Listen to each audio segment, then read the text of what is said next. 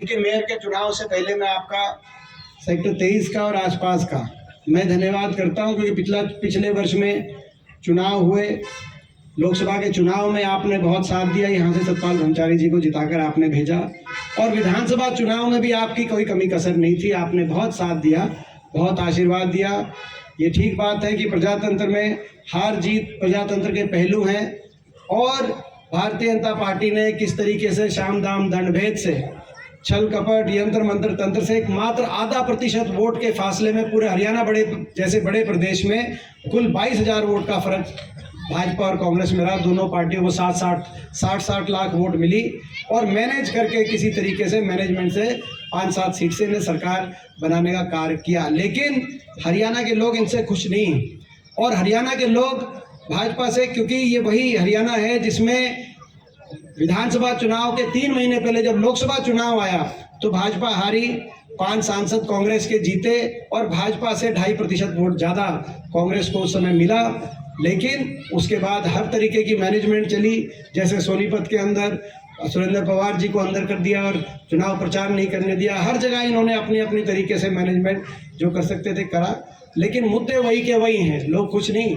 आज भी वही स्थिति है। देश में सबसे ज़्यादा बेरोजगारी हरियाणा में है, देश में सबसे ज़्यादा नशा हरियाणा में है, और विकास की पटरी से उतारने का काम हरियाणा ने किया है, और सोनीपत भी उसका गवाह है। सोनीपत में इन 11 साल में जो इनकी सरकार रही, एक कोई बड़ी संस्थान, एक कोई बड़ा कोई इंस्टीट्यूट, कोई एक बड़ा या छोटा कोई संस्थान ये सोनीपत के अंदर 11 साल की सरकार में नहीं। आपको याद होगा, जब ये वही सोनीपत है, जब कांग्रेस पार्टी की सरकार थी हुड्डा साहब के नेतृत्व में, तो सोनीपत के अंदर प्रदेश में सबसे ज़्यादा 6 सरकारी विश्वविद्यालय अगर एक जिले में बने तो उसमें सोनीपत जिले के अंदर बने। चाहे वो खानपुर विश्वविद्यालय की बात हो, चाहे वो कानपुर महिला मेडिकल कॉलेज की बात हो, चाहे वो चौधरी छोटू राम विश्वविद्यालय मूर्थल की बात हो, चाहे वो निफ्टन की बात हो, चाहे वो राजीव गांधी एजुकेशन सिटी, जिस राजीव गांधी एजुकेशन सिटी में जो देश की सबसे बड़ी एजुकेशन सिटी के रूप में देश की सर्वोच्च यूनिवर्सिटीज़, अशोका यूनिवर्सिटी से लेकर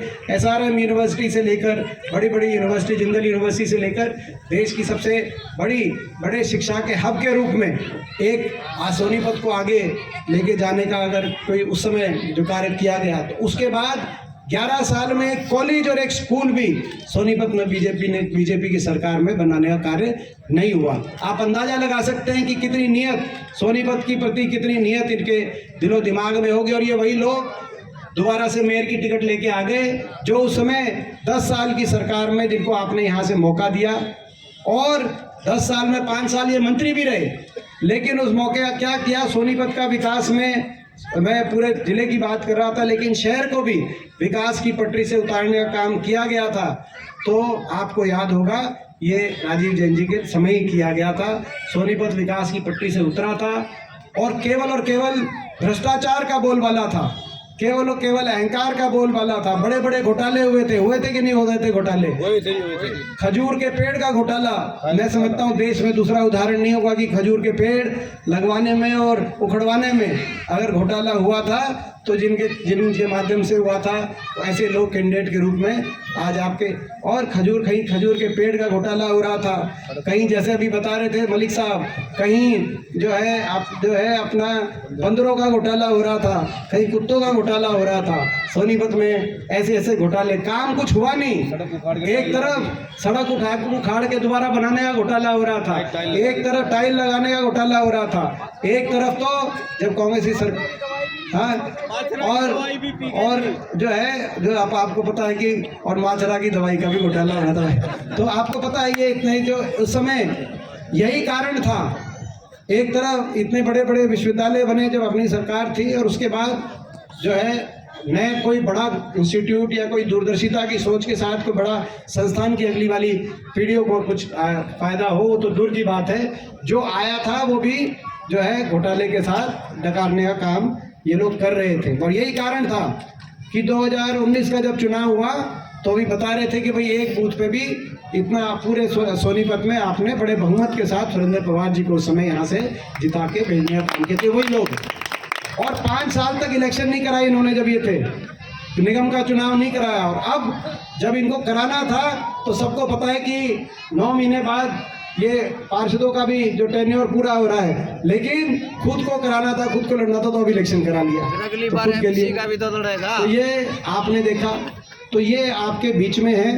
दूसरी ओर जो हमारे उम्मीदवार हैं, ये कमल दीवान जी बिल्कुल बहुत सादगी, बहुत नरम नौजवान और बहुत शरीफ नौजवान। मैंने इनको देखा बचपन से, क्योंकि आपको पता है कि ये देवराज दीवान जी हुड्डा साहब के साथ एक पारिवारिक रूप से इतने वर्षों से उन्होंने साथ संघर्ष किया, जुड़े रहे।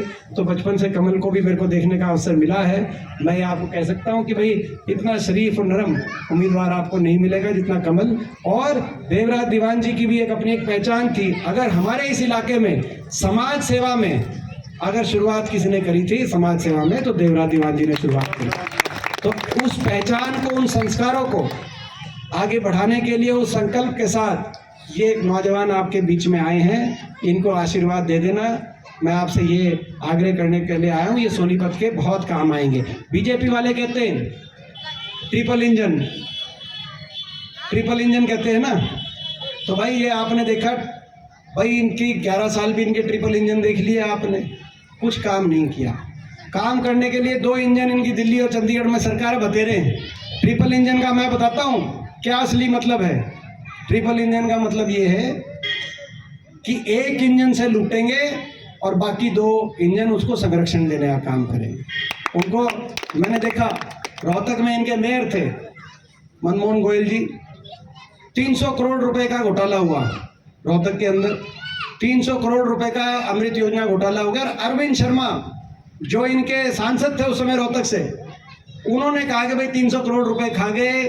उन्होंने वहाँ के पूर्व मंत्री मनीष ग्रोवर का और उनका नाम लगाया कि भाई अमृत घोटाले में सफाई का पैसा आया था, लेकिन उसको साफ कर गए रोहतक की। और उसके बाद इंक्वायरी तक नहीं हुई, यानी कि एक इंजन लुटेगा और बाकी दोनों इंजन बचा। इनके पास है, 2 इंजन इनके पास हैं।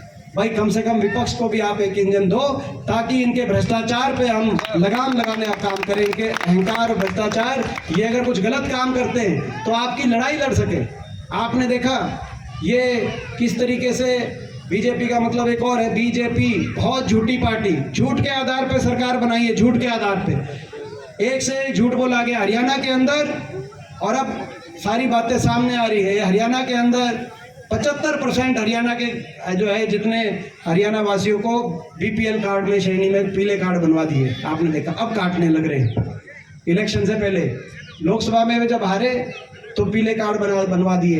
एचकेआरएम के कर्मचारियों को कहा कि पक्का करेंगे, अब हटाने लग रहे। पक्का तो दूर की बात है, हटाने लग रहे। सफाई कर्मचारियों को कहा पक्का करेंगे, अब सोनीपत में 6 महीने से सफाई कर्मचारियों की तनख्वाह भी नहीं आनी।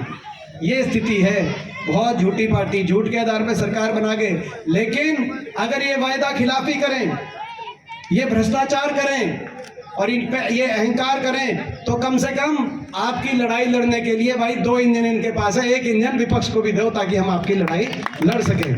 नहीं तो भाई इनके ना तो अहंकार पे कोई काबू रहेगा, ना भ्रष्टाचार पे कोई काबू रहेगा। यही बात है कि नहीं? ये बात है।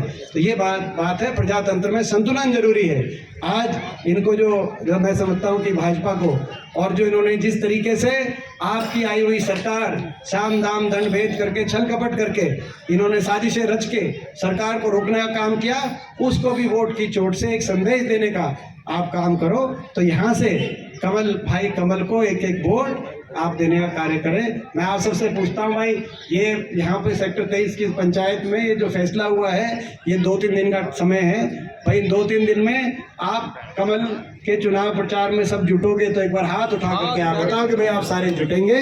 और इनको एक बात कह दी, जब हमने बका सके भाजपा रहे और सब की बका सके हैं ना, ठीक बात, इनकी बका का हम